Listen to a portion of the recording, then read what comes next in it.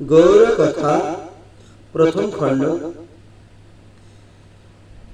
যুগ সমস্যা মহাপ্রভু।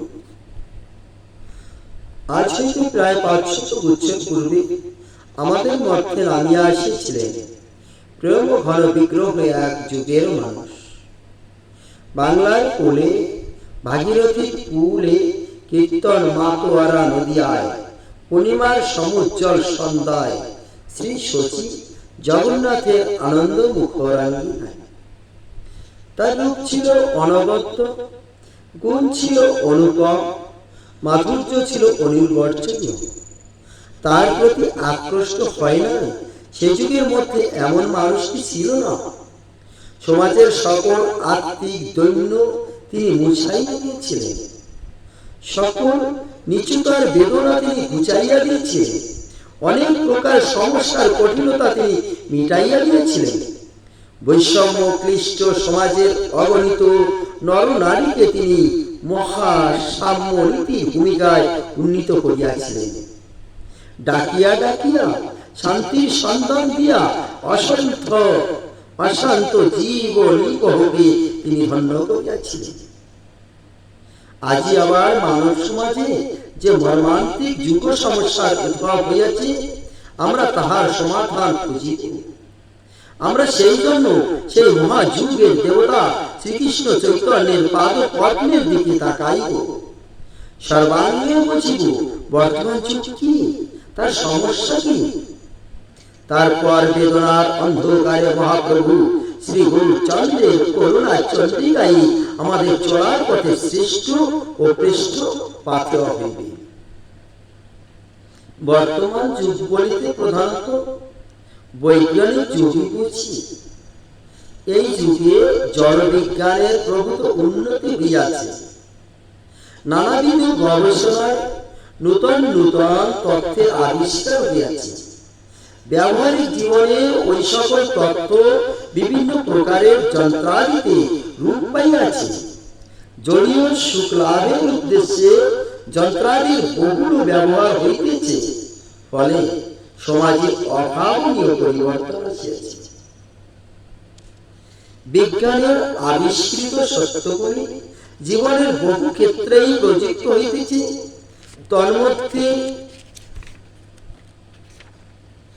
তন্মধ্যে দুইটি ক্ষেত্র বিশেষভাবে দৃষ্টি আকর্ষণ করে: মানুষের গমনাগমন এবং সংবাদের আদান প্রদান। এই দুই দিককার পরিবর্তন চমকপ্রদ।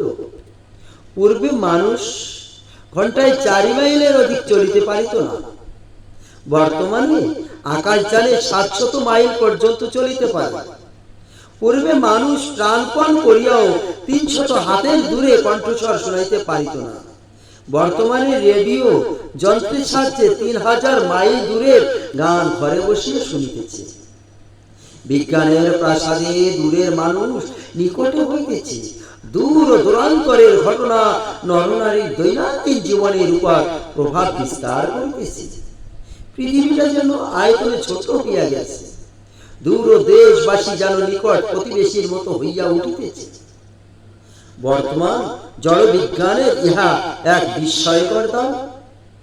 বৈজ্ঞানিক যুগ বলিতে এখন আমরা এই যুগই বুঝি, কিন্তু এই বিরাট পরিবর্তনের সঙ্গে সঙ্গে বিজ্ঞান এক অদ্ভুত সমস্যার সৃষ্টি করিয়াছে। বিজ্ঞান দূরকে নিকট করিয়াছে, ইহা যেমন সত্য, একই বিজ্ঞান নিকটজনকে দূরত করিয়াছে, ইহা ততোধিক মর্মান্তিক সত্য। একই বিজ্ঞানের প্রসারতায় দুই বিভিন্ন মুখী বিপরীত ফল করিয়াছে। ইহা আশ্চর্যের বিষয়, এই যুগে মানুষ প্রতিবেশীকে চিনে না। আত্মীয় স্বজন, বন্ধু বান্ধব, এমনকি পিতামাতার পর্যন্ত খবর রাখে না।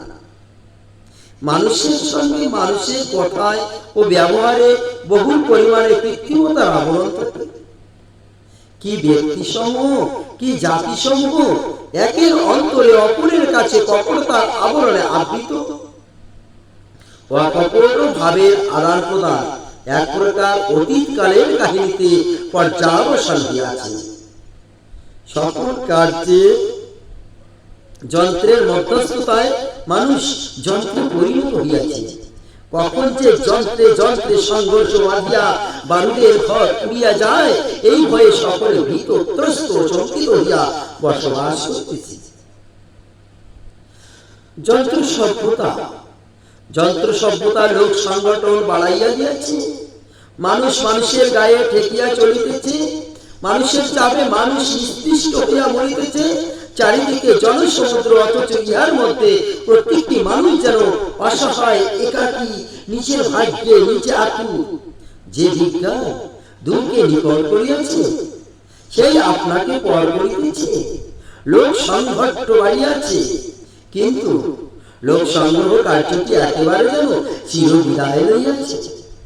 লোকে গায়ে গায়ে ঠেকিতেছে, কিন্তু প্রাণে প্রাণে মিশিতেছে না। নিরন্তর ঠেলাঠেলি চলিতেছে, কিন্তু একটিবারও গালাগালি করিতেছে না। মানুষ হাত পা চোখ কান বর্ধিত পরিবার বুদ্ধি ও যন্ত্র আয়ত্ত করিতেছে, কিন্তু দীন ও সংকুচিত আত্মাকে বিলাসিত বিশালতায় পৌঁছাইবার সাধনা ভুলিয়া গেছে।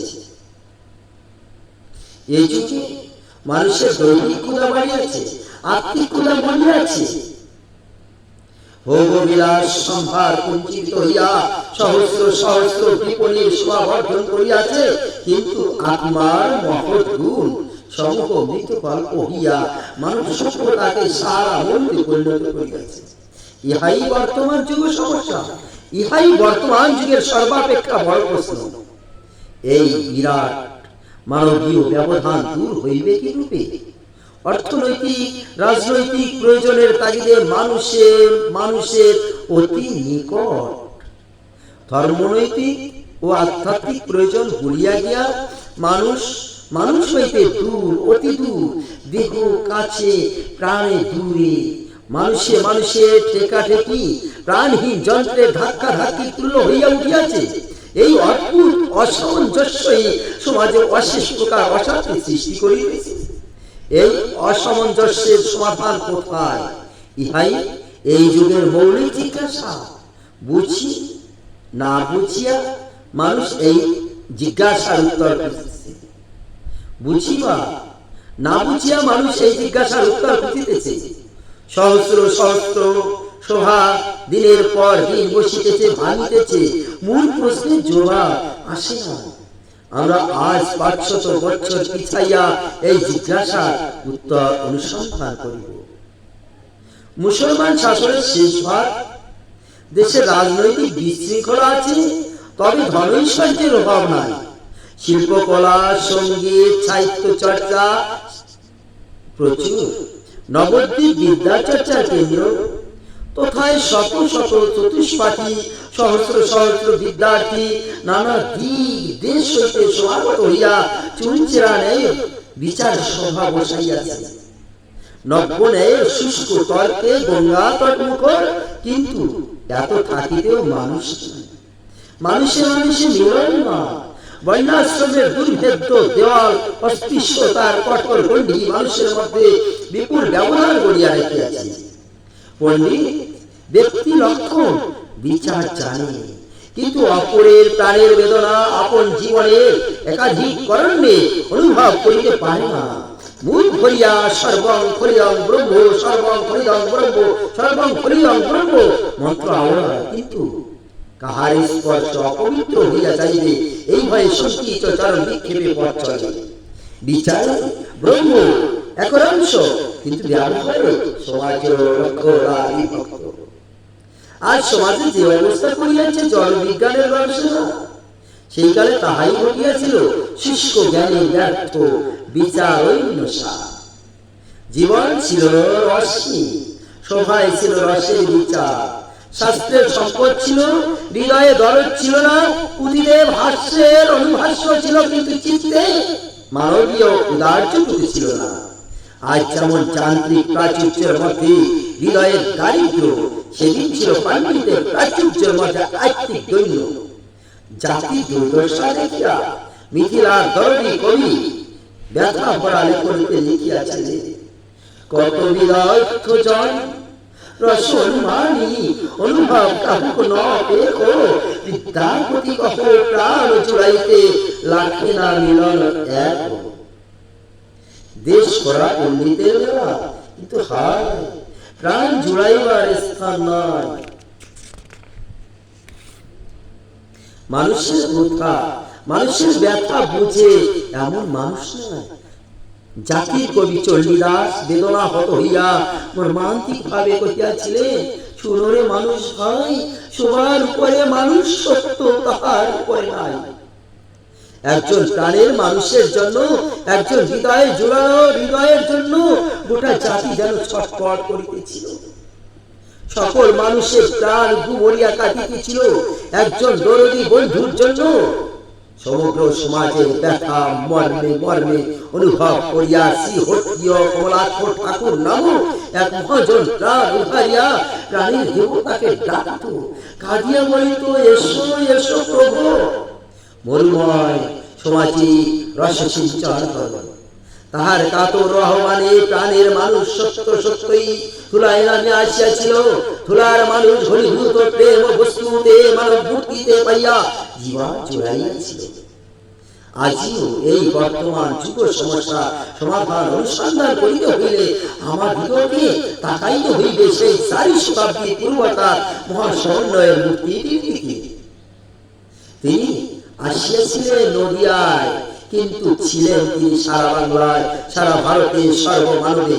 সমগ্র পৃথিবীর ইতিহাসের বিক্রম করিয়া জিজ্ঞাসা করা যায়, কোন যুগে কোথাও কি কেউ কি কখনো এমন একটি মানুষকে দেখিয়াছে যাহাকে সেই যুগে আপামর সকলে নিজ প্রাণের জন্য জানিয়া ভালোবাসিয়াছে?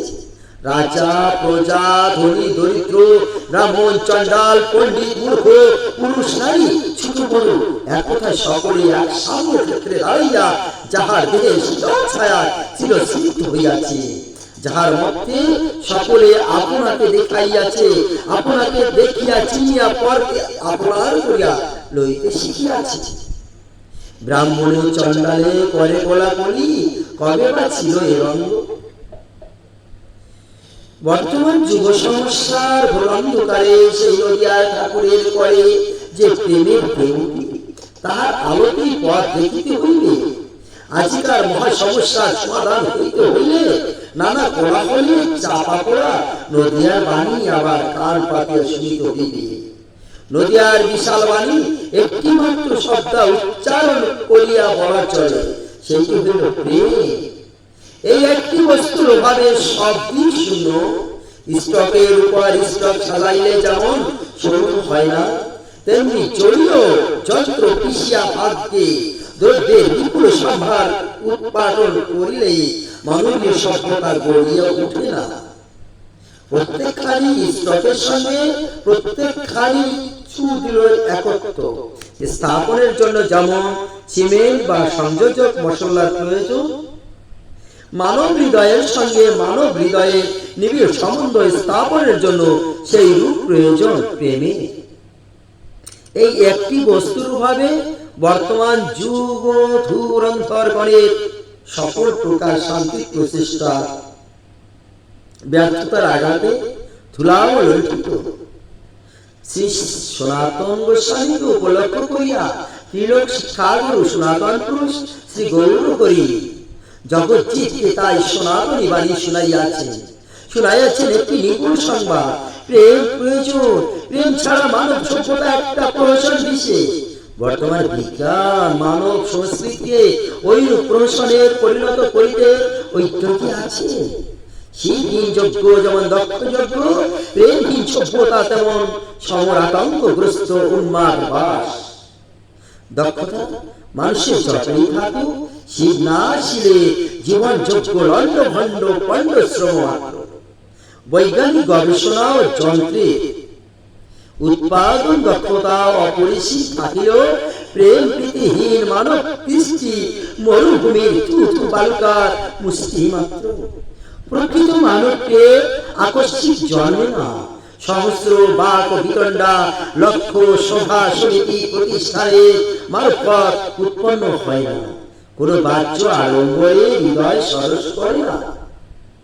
ক্ষুধার নিবৃত্তি যেমন আহার্য দ্বারা উদার তৃপ্তির ফল, মানব প্রেম সেই ঈশ্বরীয় প্রেমের অনিবার্য পরিপূর্ণতা। কোন কৃত্রিম উপায়ে মানবীয় একত্র আসে না।